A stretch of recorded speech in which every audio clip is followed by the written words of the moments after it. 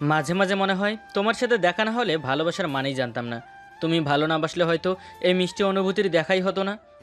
তুমি আমার জীবনে না আসলে হয়তো আমার পৃথিবীটা এত রঙিন হতো না। ভালোবাসি, খুব ভালোবাসি তোমায়। ঠাস ঠাস এক লাফে উঠে বসে বিছানায়, দু গালে হাত দিয়ে ভাবছি, আচ্ছা এতক্ষণ স্বপ্নে হিয়াকে প্রপোজ করছিলাম, ধুর শালার স্বপ্নেও এসে মারে। স্বপ্নে একটু রোমান্স করবে, তা না, এখানেও মারতে হয়। সময় দেখার জন্য মোবাইল হাতিয়ে নিয়ে দেখি হিয়ার নাম্বার থেকে 15টা মিস কল। এখন কি হবে? আমার আজ রক্ষা নেই। এই পেতনি আজকে আমাকে কি করবে আল্লাহ মালুম। ভয়ে ভয়ে আমি হিয়ার নাম্বারে কল দিতেই সাথে সাথে কল রিসিভ করে হিয়া বলে, এই কুত্তা, বান্দর, হনুমান, জলহস্তি, ইঁদুর, প্যাঁচা, শয়তান। আমি চুপচাপ দর্শকের মতো হিয়ার বকাগুলোকে নিয়ে যাচ্ছি। আমাকে চুপ করে থাকতে দেখে হিয়া আবার বলে, এই হারামি, এখন চুপ করে আছিস কেন? কতগুলো কল করেছি তোকে। আসলে দোস্ত কি হয়েছে শোন। তোর আসল নকলের খেতায় আগুন। তুই আমার কল রিসিভ করিসনি কেন সেটা বল। আরে ঘুমিয়েছিলাম তো তাই দেখিনি। রাতভর মেয়েদের সাথে চ্যাটিং করা আর 9টা পর্যন্ত ঘুমানো। তুই আজকে কলেজে আয়, আমি তোর কি করি তুই দেখ। দেখ, এমন করে ভয় দেখালে কিন্তু আর কলেজে আসবো না। তোর বাসায় এসে তোকে পিটিয়ে যাব। কলেজে আসবি না তাই না? এই তুই এত গুন্ডি কেন বলতো? কি বললি তুই? আমি গুন্ডি? তোকে এখন হাতের কাছে পেলে কি যে করতাম হারামি। এত রেগে যাচ্ছিস কেন? রাতে একটা অ্যাসাইনমেন্ট করতে করতে লেট হয়ে গেছে, তাই তো এত লেট। 15 মিনিটের মধ্যে রেডি হয়ে আমার বাসার সামনে আসবি, না হলে তোর হাত পা ভেঙে দিব আমি, মনে রাখিস। Just 15 minute only. বলে কল কেটে দেয়। বাপরে, মনে হচ্ছিল এতক্ষণ আমি রিমান্ডে ছিলাম।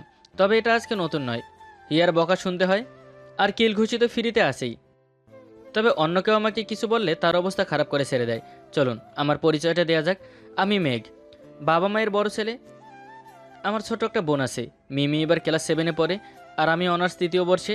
মধ্যবিত্ত পরিবার আমাদের, তবে আব্বু কখনো আমাদের তা বুঝতে দেয় না। যখন যা চেয়েছি আব্বু হাসি মুখে তা এনে দিয়েছে। মাথার ওপর আব্বু নামের ছায়াটা আছে বলেই অভাব দুঃখ কষ্ট কখনো বুঝতে পারিনি। আব্বু একজন স্কুল টিচার আর আম্মু গৃহিণী। আর এতক্ষণ যে আমাকে মারার হুমকি দিচ্ছিল, ওর নাম হিয়া, আমার বেস্ট ফ্রেন্ড, একমাত্র ফ্রেন্ড, আব্বু আম্মুর একমাত্র মেয়ে। হিয়ার আব্বু দেশের একজন বিশিষ্ট শিল্পপতি। এবার গল্পে ফেরা যাক। আমি ফ্রেশ হয়ে রেডি হচ্ছি, তখনই মিমি এসে বলে, আজকে সূর্য কোন দিক দিয়ে উঠলো ভাইয়া? কেন, রোজ যেদিকে ওঠে সেদিকে, হঠাৎ এই কথা বলছিস কেন? না, তুই আজ নিজে থেকেই উঠেছিস তো তাই বললাম। নিজে থেকে উঠেও তো লাভ হলো না, সেই হুমকি তো শুনতেই হলো। আজও হিয়া আপু তোকে মারার হুমকি দিয়েছে। এই তুই আমার বোন নাকি শত্রু বলতো? তুই যা ভাবিস ভাইয়া, এখন খেতে আয়। আমি মিমিকে যেতে বলে রেডি হয়ে নিচে এসে দেখি হিয়ার দেয়া সময়ের মাত্র আর 2 মিনিট বাকি। আম্মুকে খাবো না বলে এক দৌড়ে বাসা থেকে বের হয়ে বাইক নিয়ে চলে যায় হিয়ার বাসার সামনে। আম্মু আমাকে এভাবে যেতে দেখে বলে, কি রে, মেঘ এভাবে বের হয়ে গেল কেন? হিয়া আপু আজকেও কল করে হুমকি দিয়েছে। রোজ লেট করে ওঠে, বকা শুনবে হিয়ার থেকে, এটা অভ্যাস হয়ে গেছে এই বাদুরের। আজকে তোমার ছেলের খবর আছে। এরপর আম্মু আর মিমি খাবার খেয়ে নেয়। আমি হিয়ার বাসার সামনে এসে দেখি হিয়া রাগি ঢুকে তাকিয়ে আছে। ভয়ে ভয়ে আমার গলা শুকিয়ে গেছে, কেমন করে তাকিয়ে আছে। আমি হিয়ার সামনে এসে বাইক থামাতে আমাকে প্রথমে উড়াধরা কিছুক্ষণ উত্তম মাধ্যম দিয়ে বলে, কুত্তা, হারামি, এখন কয়টা বাজে? তোকে 15 মিনিটের মধ্যে বলছি, 5 মিনিট লেট কেন? আরে মাত্র 5 মিনিট লেট হয়েছে, তার জন্য এমন করে মারবি? না, লেট হওয়ার জন্য না। তুই আমাকে গুন্ডি বললি কেন তখন? আমি এমন কিছু বলেছিলাম নাকি? আচ্ছা, তোর মনে নেই তাই না? আরো দিতে হবে নাকি?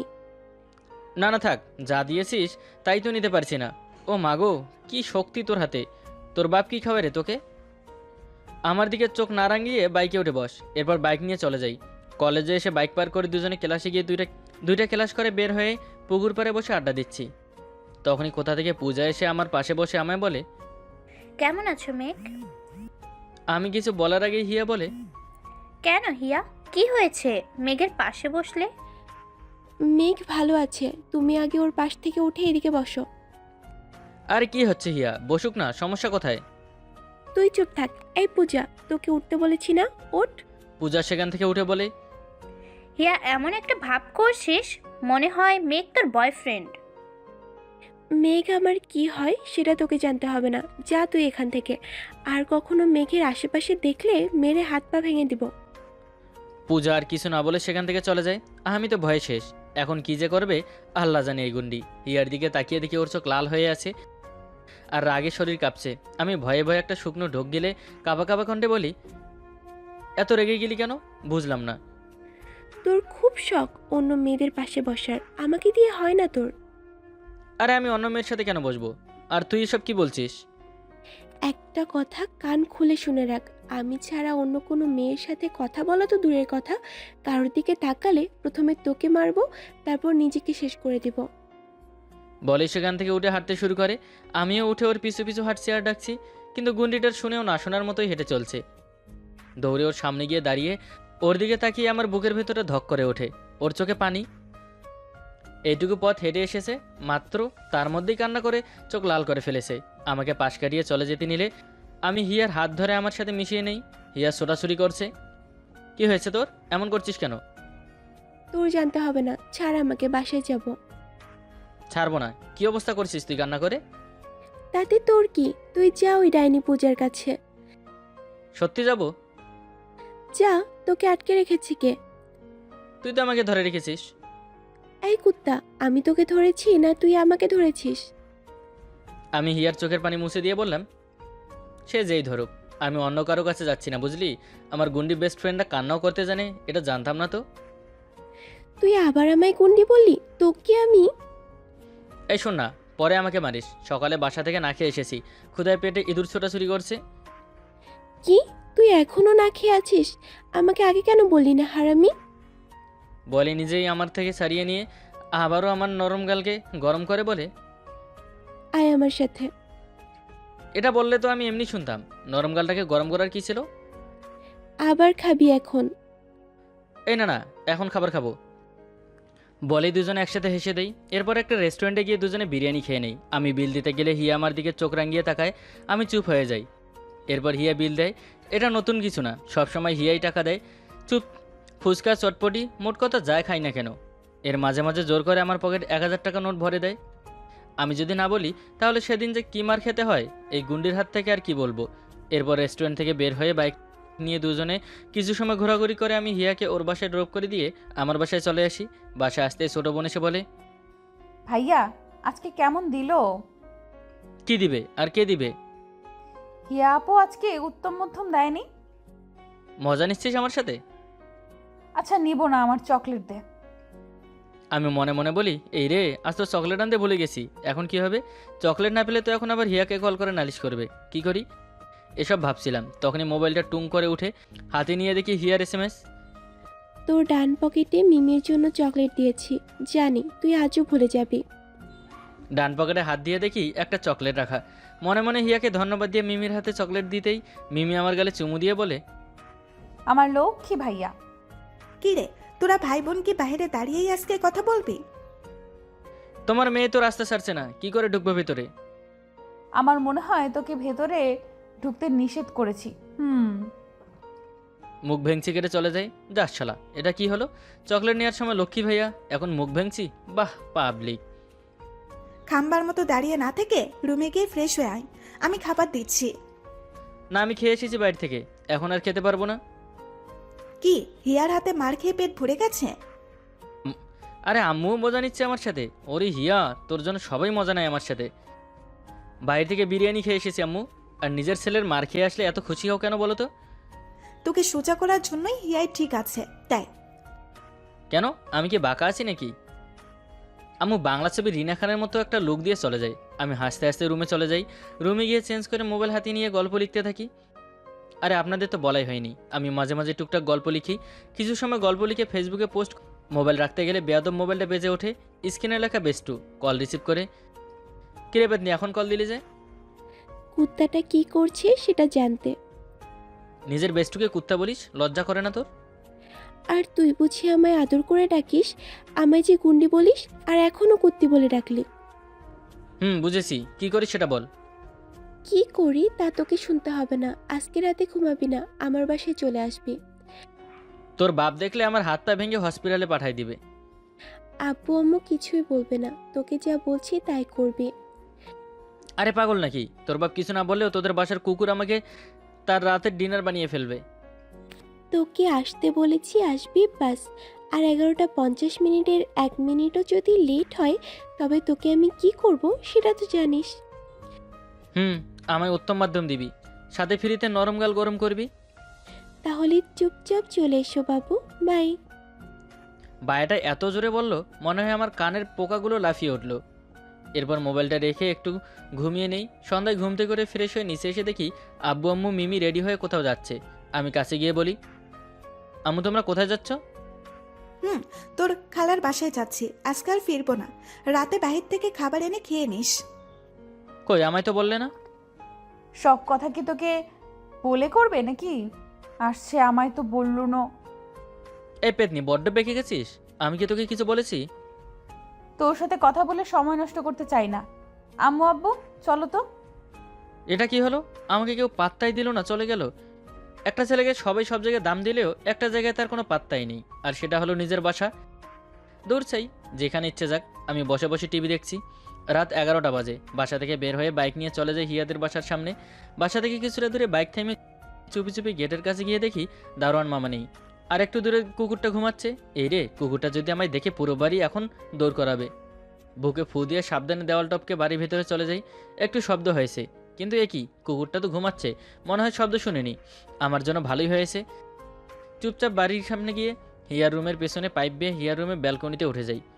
এরপর হিয়াকে কল করি। কি রে, তুই কোথায়? 11টা 50 হতে আর 5 মিনিট বাকি। যদি লেট হয় তবে তোকে আমি। আরে ব্যালকনির দরজা খোল, আমি তোর ব্যালকনিতে। হিয়া এসে ব্যালকনির দরজা খুলতে আমি হিয়ার দিকে বড় বড় চোখ করে তাকিয়ে আছি। হিয়া আমার হাত ধরে ভেতরে টেনে নিয়ে গিয়ে বলে, এমন করে তাকিয়ে আছিস কেন? আগে নিজের দিকে তাকা। আমি ব্লাউজ আর পেটিকোট পরে আছি তো কি হয়েছে?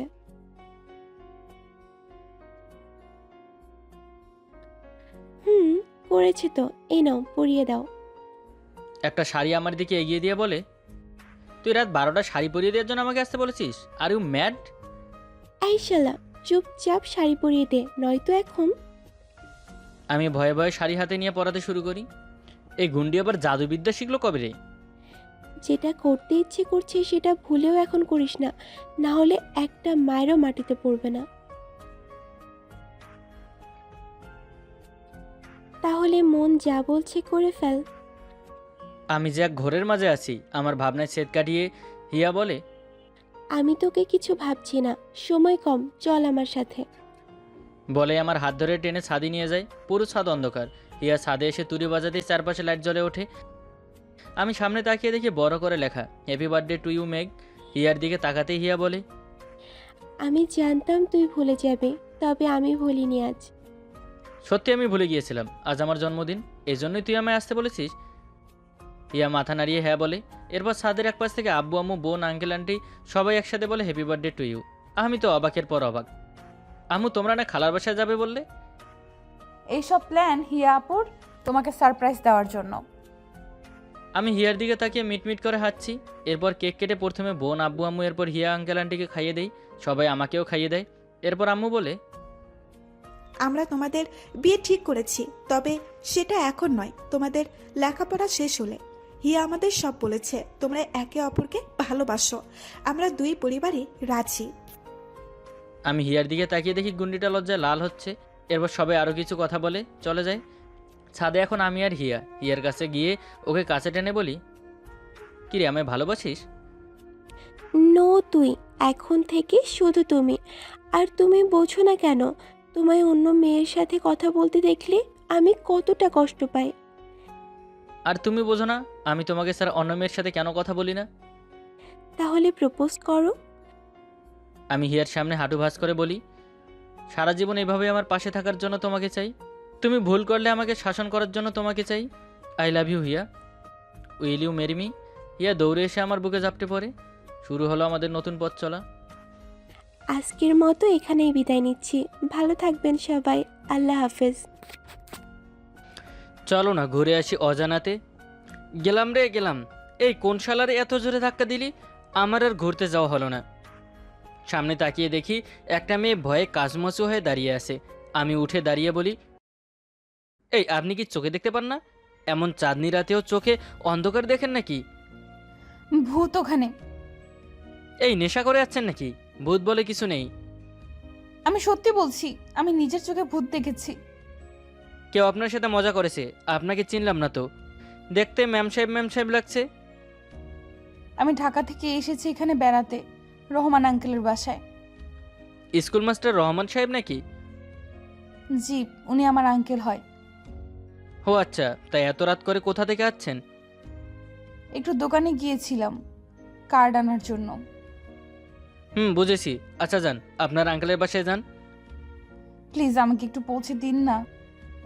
আচ্ছা ঠিক আছে, আসুন আমার সাথে। মেয়েটাকে নিয়ে হাঁটতে থাকি। কিছু পথ আসার পর মেয়েটা বলে, আচ্ছা আপনার নাম কি? কোথায় থাকেন আপনি? আমার নাম জিয়া। আপনার আঙ্কেলের বাসার 4 বাড়ির সামনে। আপনার নাম কি? আমার নাম খুশি।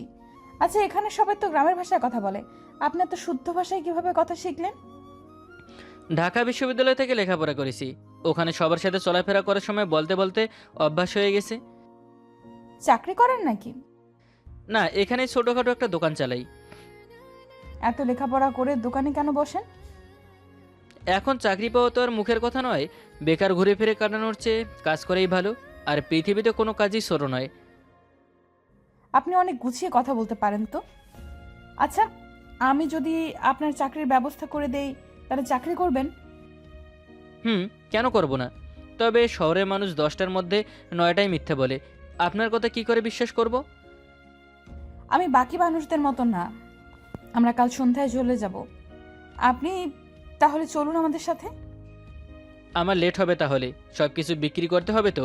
আমি শহরে চলে গেলে দোকান দেখার তো কেউ নেই। ঠিক আছে, কাল বিকেলে আপনাদের এখানে যে পুকুরটা আছে সেখানে আসুন। আমি আপনাকে আমাদের বাসার ঠিকানা লিখে দিব। আমি ঠিক আছে বলি। এরপর খুশিকে ওর আঙ্কেলের বাসায় পৌঁছে দিয়ে আমি বাসায় চলে আসি। বাইরে থেকে ফ্রেশ হয়ে বাসার ভেতরে ঢুকতে মা আমার কাছে এসে বলে, কি রে বাজান, তোর আইতে এত দেরি হইল কেন আজকা? রহমান কাকার বাসায় কারা যেন বেড়াতে আসছে না, ওই একটা মেয়ে রাস্তায় ভূত মনে করে ভয় পেয়েছে কিছু দেখে। ওনাকে বাসায় পৌঁছে দিয়ে আসলাম। জানো মা, ওই মেয়ে বলছে আমাকে চাকরি দিবে। তাহলে তো ভালোই হইব। তুই এত লেখাপড়া কইরা গ্রামে দোকান চালাস, আমার ভালো লাগে না।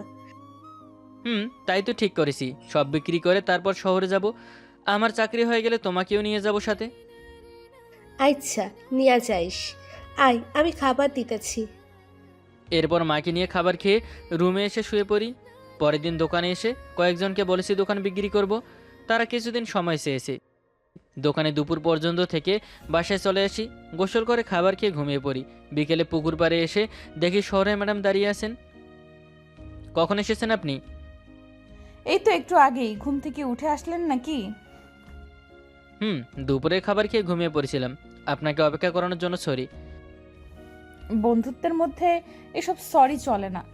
কাজ না থাকলে আমরা এখানে বসতে পারি একটু। না না, তেমন কোনো কাজ নেই। দুজন পুকুর পাড়ে পাশাপাশি বসেছি। জিয়া অবশ্য আমার থেকে কিছুটা দূরত্ব রেখেই বসেছে। আমাদের গ্রাম কেমন লাগলো? খুব ভালো। গ্রামের এই সবুজ প্রকৃতি, পাখির কিচিরমিচির শব্দ আর এই মিষ্টি বাতাসকে খুব মিস করব। শহরে এসব তো আর নেই। গ্রামে প্রকৃতি সবসময় সুন্দর। আচ্ছা, আপনি কি করেন সেটা বললেন না তো? আমি মাস্টার্স শেষ করব এবার। আচ্ছা ভালো কথা, আমি আব্বুর সাথে কথা বলেছি। আপনার চাকরি হয়ে গেছে মনে করুন। আপনাকে কি বলে ধন্যবাদ দেব জানি না। ধন্যবাদ দিতে হবে না। আপনি আমাকে কাল রাতে সেভ করেছেন, আপনার জন্য এতটুকু আমি করতেই পারি। কখন যাবেন আপনারা? আর একটু পরেই। আচ্ছা আমি আমার মোবাইল নাম্বার আর বাসার ঠিকানা লিখে এনেছি, এই নিন। যত তাড়াতাড়ি সম্ভব চলে আসবেন কিন্তু। আসবো। দোকানটা বিক্রি করেই চলে আসবো। আমি তাহলে এবার উঠি। আব্বু আম্মু হয়তো আমার জন্য অপেক্ষা করছে। আমি খুশিকে বিদায় দিয়ে বাসায় চলে আসি। 2 দিন পর দোকান বিক্রি হয়ে যায়। কাল সকালে যাব বলে ঠিক করি। খুশিকে ঢাকা পৌঁছে কল করব ভাবি। কাল কখন যাবি বাবা? সকালেই যাব মা। শুধু শুধু বসে থেকে কি করব? শহরে গিয়ে নিজের খেয়াল রাখবি, বেশি রাত কইরা বাহিরে থাকবি না, আর আমাদের দিনে 4বার কইরা কল করবি। আচ্ছা মা, করবো। আমি 7 দিনের জন্য বাজার করে এনেছি, তুমি এই 7 দিন এগুলো দিয়ে চলবে। আমার চাকরি হবার পর একটা বাসা ঠিক করে তোমাকে নিয়ে যাব। আর এই নাও, এখানে 10,000 টাকা আছে। আমি এতগুলান টাকা দিয়ে কি করবো? মা রাখো তো, যে কোনো সময় লাগতেই পারে। আর শোনো, বেশি রাত জাগবা না। আমি করিম কাকার মেয়েকে বলেছি, ও রাতে তোমার সাথে থাকবে। আচ্ছা ঠিক আছে, অনেক রাইত হইয়া গেছে, চা কিয়া ঘুমাই পড়। আমি ঠিক আছে বলে রুমে এসে ঘুমিয়ে পড়ি। পরদিন সকালে নাস্তা করে মায়ের থেকে বিদায় নিয়ে রওনা দিই ঢাকার উদ্দেশ্যে। তোর আন্টি রেগে বসে আছে, সন্ধ্যায় গায়ে হলুদ, আমরা এখনো যাইনি বলে। আন্টিকে আমি বুঝিয়ে বলবো, এখন চলো, লেট হয়ে যাচ্ছে। আমার বেস্ট ফ্রেন্ড টুসি, কাল ওর বিয়ে, আজ গায়ে হলুদ, তার জন্যই ওদের বাসায় যাচ্ছি। আন্টি একদিকে কল করে বকছে, অন্যদিকে টুসি তো পারলে আমাকে পিটায়। আব্বু আম্মুকে নিয়ে চলে আসি টুসিদের বাসায়। আন্টি আর টুসিকে মানাতে খুব কষ্ট করতে হয়েছে। এরপর সবার সাথে মজা করতে থাকি। ঢাকা পৌঁছাতে পৌঁছাতে দুপুর হয়ে যায়। বাস থেকে নেমে খুশিকে কল করি, কিন্তু ও কল রিসিভ করছে না, হয়তো ব্যস্ত আছে। আমি একজন রিক্সাওয়ালাকে ঠিকানা দিতেই রিক্সাওয়ালা আমাকে একটা বিশাল বড় বাড়ির সামনে এসে নামায়। আমি রিক্সা ভাড়া দিয়ে গেটের কাছে এসে নক করি। দারোয়ান জিজ্ঞেস করে কাকে চাই। আমি খুশির কথা বলি। দারোয়ান আমাকে ভেতরে তো যেতেই দেয়নি, ঘাড় ধাক্কা দিয়ে তাড়িয়ে দেয়। আমি খুশিকে অনেকবার কল করি, কিন্তু ও রিসিভ করেনি। শহরের মানুষ বুঝি এমনই হয়। আমি এখন কোন মুখ নিয়ে গ্রামে যাব? সবাইকে বলেছি চাকরি হয়েছে, এভাবে চলে গেলে সবাই কি বলবে? আর মাকেই বা কি বলবো? খুব ক্ষুধা পেয়েছে, একটা রেস্টুরেন্টে এসে খাবার খেয়ে নেই। চলে যেতে নিলে শুনি তারা কাজের জন্য লোক খুঁজছে। আমি গিয়ে বলি আমি কাজ করতে চাই। প্রথমে বলে আমাকে চিনে না জানে না, যদি চুরি করে পালিয়ে যাই। অনেক সময় বোঝানোর পর কাজ দেয়, লেগে যাই কাজে। মাসে 10,000 টাকা দিবে, থাকা খাওয়া সব মালিকের। গায়ে হলুদের অনুষ্ঠান শেষ হতে হতে প্রায় ভোর হয়ে যায়। মোবাইলটা যে কোথায় রাখলাম কে জানে। মোবাইল না খুঁজে ঘুমিয়ে পড়ি। পরের দিন সকালে ঘুম থেকে উঠে দেখি মোবাইলটা টুসির রুমে। মোবাইল হাতে নিয়ে দেখি একটা আননোন নাম্বার থেকে অনেকগুলো কল এসেছিল। এটা জিয়া নয় তো? আমি সাথে সাথে কল ব্যাক করি, কিন্তু কল কেটে দেয়। আবার কল করলে দেখি আমাকে ব্লক করে দিয়েছে। যা বাবা, নিজেই এতবার কল করলো, আবার এখন ব্লক করে দিয়েছে। মোবাইল রেখে ফ্রেশ হয়ে নাস্তা করে নেই। ঢাকা এসেছি আজ প্রায় 10 দিন। এর মধ্যে মায়ের সঙ্গে কথা হয়েছে রোজই।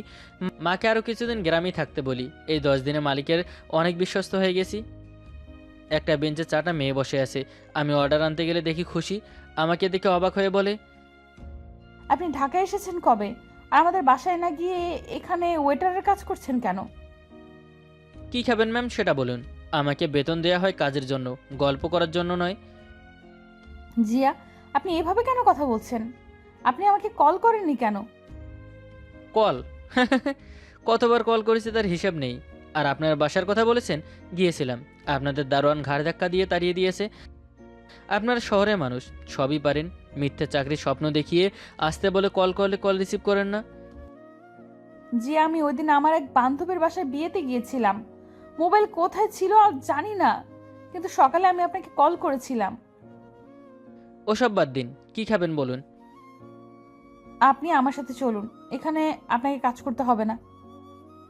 একবার আপনাকে বিশ্বাস করে আমার দোকান বিক্রি করেছি, এবার আর সেই ভুল করব না। অর্ডার দিন, নয়তো আমি যাচ্ছি। এখানে আর অনেক কাস্টমার আছে। আপনি আমাকে ভুল বুঝছেন। যা বুঝবার আমি বুঝেছি। অর্ডার দিবেন নাকি চলে যাব? মাথা নিচু করে বসে পড়ি। বান্ধবীরা খাবার অর্ডার করে, জিয়া চলে যায়। আমাকে জিয়া ভুল বুঝলো এটা মানতে পারছি না। আমি খাবার নিয়ে এসে খুশিদের দিয়ে চলে আসি। খাবার শেষ করে বিল দিয়ে চলে যায়। আমি আবার কাজ করতে থাকি। এভাবেই কেটে যায় কয়েক মাস। মালিক আমাকে এখন রেস্টুরেন্টের ম্যানেজার করে দিয়েছে। 2 দিনের ছুটি নিয়ে গ্রামে আসি মাকে নিয়ে যাওয়ার জন্য। বাসায় আসতে মা আমাকে জড়িয়ে ধরে কান্না করে দেয়। আমার বাবা, কতগুলা দিন পরে তোরে দেখলাম, তুই এত শুকাই গেছস কেন? মা, আমি একটুও শুকাইনি। তুমি কেমন আছো? আমার বাবা আমার কাছে আইছে, আমি কি খারাপ থাকতে পারি? কাল আমি তোমাকে আমার সাথে নিয়ে যাব। আচ্ছা আয়, ঘরে আয়, কত দূর থেকে আইছস। বাসার ভেতরে ঢুকে চেঞ্জ করে বাইরে এসে ফ্রেশ হয়ে মায়ের হাতে খাবার খেয়ে নিই। পরের দিন সকালে মাকে নিয়ে ঢাকায় চলে আসি। আমি যে বাসায় ভাড়া থাকি সেই বাসায় চলে আসি।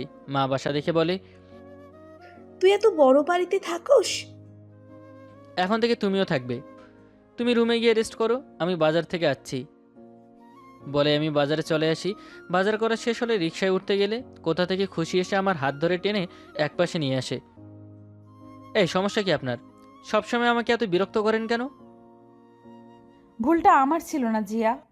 আপনি যদি গ্রাম থেকে আসার সময় কল করে আসতেন তাহলে আমি দারোয়ান চাচাকে বলে রাখতাম। দেখুন, আমি সব কিছু বলে গেছি, আপনিও বলে যান গ্রামের সেই ছেলেটার কথা। পারছি না ভুলতে আমি। আপনি কেন বুঝতে চাইছেন না? আমি বুঝতে পারছি আমার কোনো অভিযোগ নেই আপনার ওপর। আমি এখন জব করছি, তাই আপনার আর কোনো সাহায্য আমার লাগবে না। প্লিজ জিয়া, আপনি চলে আসুন। আমি আব্বুর সাথে কথা বলেছি। যখন আমার কিছুই ছিল না তখন একটা মানুষ আমাকে বিশ্বাস করে কাজ দিয়েছিল, আর সেই মানুষটার সাথে বিশ্বাসঘাতকতা করতে পারবো না? বাসায় মা আমার জন্য অপেক্ষা করছে, যেতে দিন আমাকে। আন্টিকে কবে নিয়ে এসেছেন? আচ্ছা চলুন, আমি আন্টির সাথে দেখা করব। আপনাকে এত কষ্ট করতে হবে না। ভয় নেই, আপনার বাসায় গিয়ে খেতে চাইবো না, আন্টির সাথে দেখা করব। নিয়ে চলুন না প্লিজ। খুশি এমনভাবেই রিকোয়েস্ট করলো, আমি আর না করতে পারিনি। ওর গাড়িতে উঠে বাসায় চলে আসি। বাসায় এসে মায়ের রুমে এসে দেখি মা নামাজ পড়ছে। মা নামাজ পড়ে উঠেছে মাত্র, খুশিকে দেখে বলে, জিয়া, কে উনি? তোমাকে বলেছিলাম না মা, আমার চাকরির জন্য একজন ঠিক করে দিয়েছে, উনিই সেই। তোমার কথা অনেক শুনছি মা, তুমি অনেক ভালো। আমার ছেলে চাকরি দিচ্ছ। আমি মাথা নিচু করে আছি, কি বলা উচিত আমার সেটা বুঝতে পারছি না। জিয়ার দিকে তাকাতে জিয়া ইশারায় বলে কিছু না বলতে ওই ব্যাপারে। আমি মাথা নেড়ে সম্মতি দেই। আপনার কথাও জিয়ার থেকে অনেক শুনেছি আন্টি, তাই তো আপনার সাথে দেখা করতে চলে আসলাম। তুমি দেখতে অনেক মিষ্টি মা। তোমার আপু আম্মু কেমন আছে? সবাই ভালো আছে। আপনার শরীর কেমন আন্টি? আল্লাহ খুব ভালো রাখছে মা। মা তুমি ওনার সাথে কথা বলো, আমি গিয়ে রান্না করে নিই। আমি আপনাকে হেল্প করি? আরে না না, আপনি এত বড় ঘরের মেয়ে, কখনো রান্নাঘরে যাননি, গরম সহ্য করতে পারবেন না। পারবো, আমি হেল্প করি প্লিজ। এত করে যখন বলছে নিয়ে যা সাথে। খুশিকে নিয়ে রান্নাঘরে চলে আসি। আমি মুরগি কেটে ধুয়ে নেই, খুশি সবজি কাটছে। মাকে মিথ্যা কেন বললেন? আমি তো আপনাকে চাকরি দেইনি। মায়ের কাছে আপনার অনেক প্রশংসা করেছি, তাই মায়ের চোখে আপনি ছোট হয়ে যান এটা চাইনি। আচ্ছা, এই বাসায় কি আমি রোজ আসতে পারি? রোজ আসবেন মানে? আপনাদের অত বড় বাসা রেখে এখানে এসে কী করবেন? খুশি কিছু বলার আগে ওর মোবাইলটা বেজে ওঠে, কল রিসিভ করে কথা বলতে থাকে। কিরে মা, কোথায় তুই? দুপুর হয়ে গেছে, আমি তোর সাথে খাবো বলে অফিস থেকে চলে আসলাম, তুই বাসায় নেই কেন? আব্বু, আমি তো আমার এক বন্ধুর বাসায় এসেছি, রাতে একসাথে খাবো। এখন তুমি একা খেয়ে নাও আম্মুকে নিয়ে। আমাকে বলে গেলি না তো। আচ্ছা, আসবি কখন বাসায়? বিকেলে আসবো, এখন রাখছি। মিথ্যে বললেন কেন আপনার আব্বুকে?